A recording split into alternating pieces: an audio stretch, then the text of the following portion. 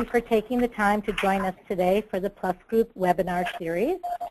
Today's topic is Understanding the Words That Work. Our presenter is Brian Maksymowicz. I probably messed that up. He is a director at MetLife in Disability Insurance Product Marketing. Please note that all lines will be muted during the webinar. If you'd like to ask a question, please go to the question pane on your control panel and type it in. We'll answer the questions at the end of the webinar. Also note that we are recording the webinar, and it will be sent to you along with the presentation in a follow-up email, and you should receive that by tomorrow. All right, I'm going to now turn this over to Brian.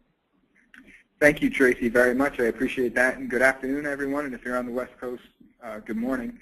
I wanted to take a little bit of time today to talk about some of the recent research that just launched from MetLife, and it's Words That Work, language to help drive disability client discussions. And a little bit of background before I get into the actual research. We were looking for ways to help increase the number of DI sellers at MetLife, and I'm sure many carriers are also looking at this. And one of the things that we noticed was there weren't really a lot of language places that people could go to understand how could someone, a new producer, talk to a consumer about disability insurance.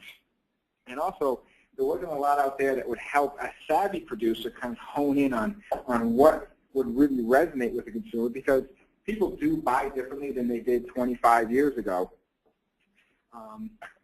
And another reason we put this research out there is that retail marketing at MetLife, not MetLife in total, but just retail, we do in the last 18 months, we've done over 11,000 different surveys and interviews with consumers and producers, wholesalers, general agents, and a lot of that is strictly for our own positioning. How is our advertising doing? How are we going to be positioning a new product? We don't always make that information available. This is something that I think would really help the category of disability insurance. We really wanted to get it out there for everyone in the industry to be able to take advantage of. So what did we do? We decided we wanted to find out from a consumer perspective what resonates with them. And we conducted consumer research in 2 different cities with the help of Ms. Lansky and Associates. So if anyone is familiar with the last 2 presidential elections, Frank Luntz and team have this technique of finding out what resonates instantly with a consumer when they're watching a candidate speak. So on the right-hand side is an example of a presidential candidate speaking, and there are 2 lines that kind of separates whatever it is. It could be conservative or moderate, Republican, Democrat, and the consumers are reacting real time to what the candidate says. We took that idea, and Ms. Lansky is a firm that Frank Luntz started, but it eventually split, and they do no political analysis. They only do product positioning, things like that. And we had them help us with our dial session. So a consumer was given a dial that started at 50, which was neutral. 0 was all the way to the left, and it was used when someone would hear something that they didn't like or that didn't resonate with them. And if it did resonate and they did like what what they heard, they would turn it all the way to the right. And we had 3 different pitches created, and that's what the consumer was listening to. And each pitch was from a mock financial advisor on a pre-recorded video. And in 1-minute increments, people would give their feedback, and we could see instantaneously what resonated and what did not resonate. And it wasn't just MetLife language that we used. We looked at it from an industry perspective. Can we take a look at what our competitors are also using in their consumer pieces? We also had in-person interviews with producers to get a producer perspective from our MetLife Premier Client Group agents. We also interviewed wholesalers, and we also interviewed some third-party GAs. And you can see the demographics. We were looking for full-time employees between 25 and 50. They had to have children, and their household income had to be $75,000 or more. Something that's not on here is there was an equal mix of people that had advisors and people who did not have advisors. And we also had a pretty equal mix of people in the medical field, from doctors to nurses, to people who were not in the medical field. We actually had a funeral director, I think, in St. Louis. So there was a pretty broad range of occupations that were here. And when we looked from an industry perspective with the producers, we wanted people who were selling life insurance but not selling disability insurance to get their perspective as to why are you not selling disability insurance when you are selling life insurance? You're kind of missing half of the income protection story. And whenever you do research, there's things that are confirmed and things that you learn. So this slide kind of goes over what did we confirm. The wholesalers said that they think that producers think it's too complex. Producers, and you've probably heard this, they don't want to harm the relationship, and they think that consumers might not understand. And clients are really confused. This is probably where the biggest gap was. They really don't know if they need more insurance, and they already think that they're covered. They really overestimate what they have, and they underestimate the need. I can't tell you how many people thought health insurance was going to cover a disability, whether it was long or short. I think I have money in an HSA or an FSA for that, I think. So consumers, they just didn't really understand. What that all boils down to, though, is there really are fewer conversations about disability insurance. And we took this research and kind of created the path that we should be going down, which is everyone involved, from wholesalers to producers to consumers, we're really looking for a more positive, benefits-oriented approach to DI. And we broke it out into 3 different kind of digestible sections, which is beginning the conversation, shifting the conversation, and then how do you sustain that conversation with consumers. Now, beginning the conversation would probably be the easiest part, but it's one of the hardest parts. What really resonated with consumers and producers, and you'll see it on the right-hand side, there are some quotes as we go through this, is talking about disability insurance more as income protection. And I think really savvy good sellers do this. But consumers understand the importance of their income. They don't always understand disability insurance or monthly benefit in case you're sick or hurt and can no longer work. Linking it to their income is key. And also finding the right consumer is key. And through our research, this is the ideal client profile. This is the ideal client profile who we found at MetLife.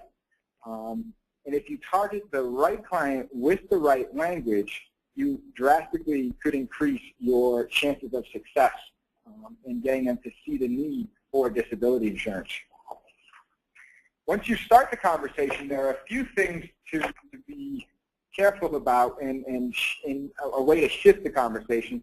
Most conversations right now, and we're guilty of it at MetLife, even in our marketing materials, talk about protecting against a disability rather than protecting their income. Sometimes forcing a scenario on a consumer, and I'll get into this a little bit later, can put up the defenses right away, and they see it as a sales tactic. When you isolate the disability insurance conversation, you're devaluing disability insurance to an extent. It really should be part of the broader income protection conversation, and I know one of the apprehensions that producers have is to not want to push too hard when they're talking about life insurance, and that might be a dominant need. But by going back a few months later, maybe their situation hasn't changed, and talking about disability insurance, there might not be an opportunity there anymore because all the funds have been used for life insurance. So really coupling the conversation together is what will really resonate with the consumer.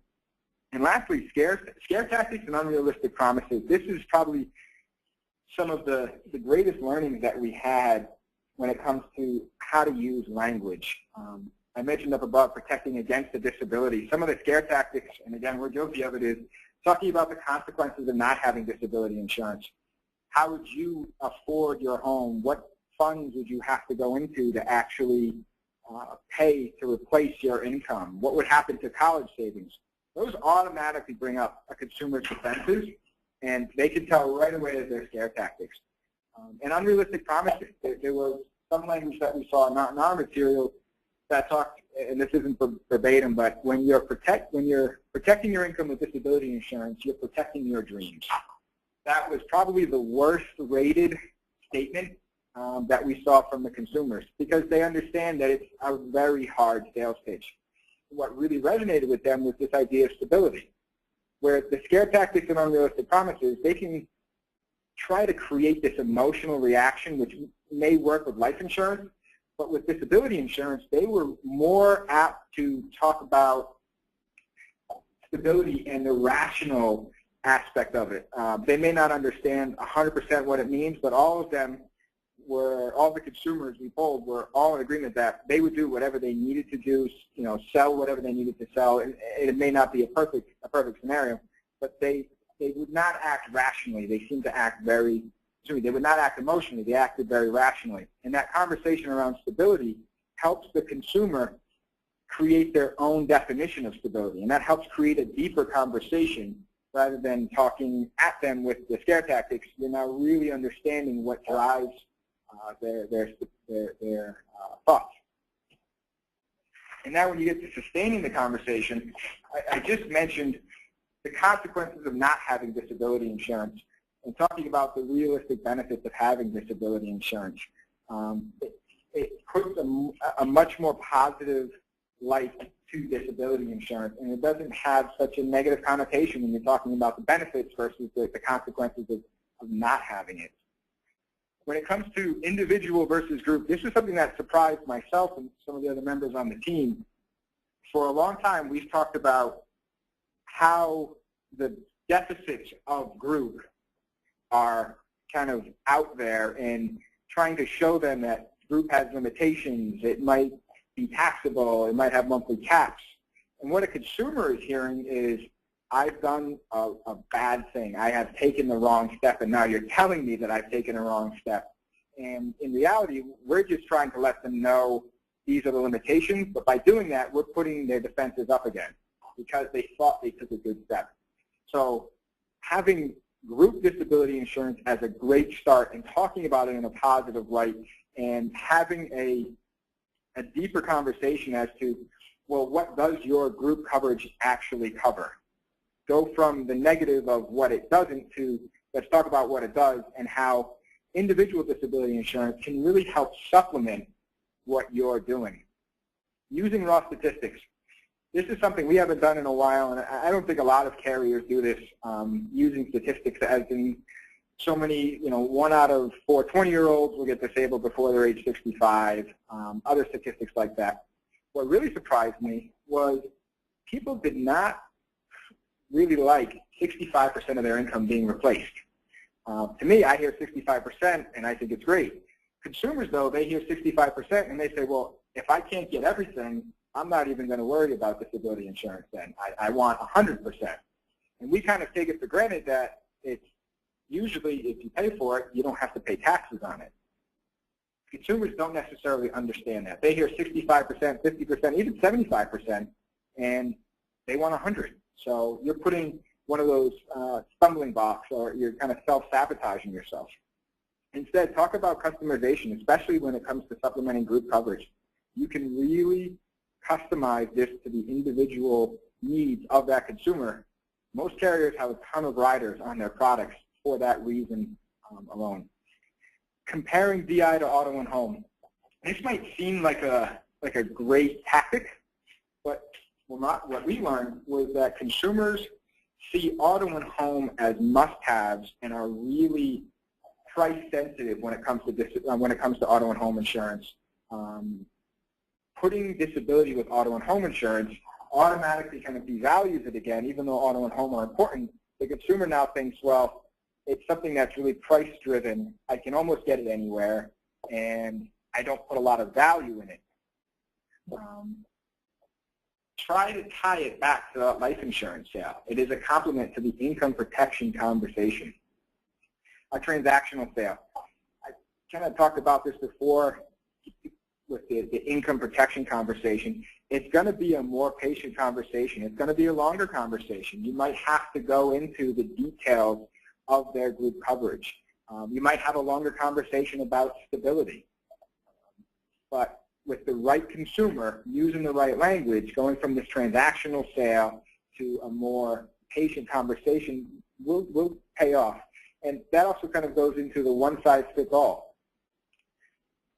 We have a lot of riders on our policy and a lot of options because it can be customized. So have a targeted DI strategy when you talk to your individual consumer. A one-size-fits-all did not resonate with these consumers. They all recognize that their situations are vastly different from one another's, and they really want someone to take time with them to help them understand what they have and create a tactic and a plan of action for their individual needs.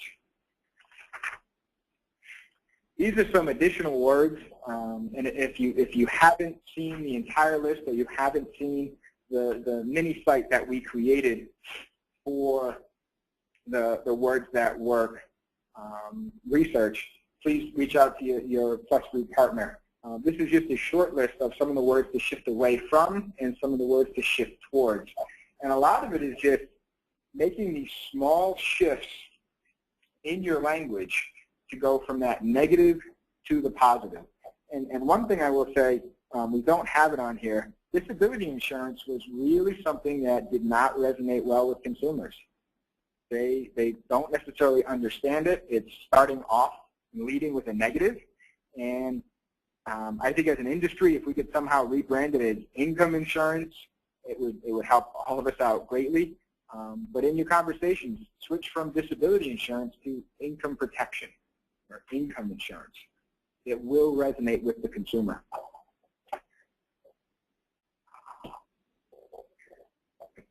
So when you're talking with consumers, this new conversation that you can have, a real effective conversation, is more leading them through a positive conversation that's focused on the benefits and empowers them to make their own decision. This was really a very important aspect for the consumer. A lot of consumers were a little upset at their advisors who had advisors from not bringing this up, especially someone who just talked to an advisor about 3 months ago who bought life insurance. They want to know why this wasn't brought up.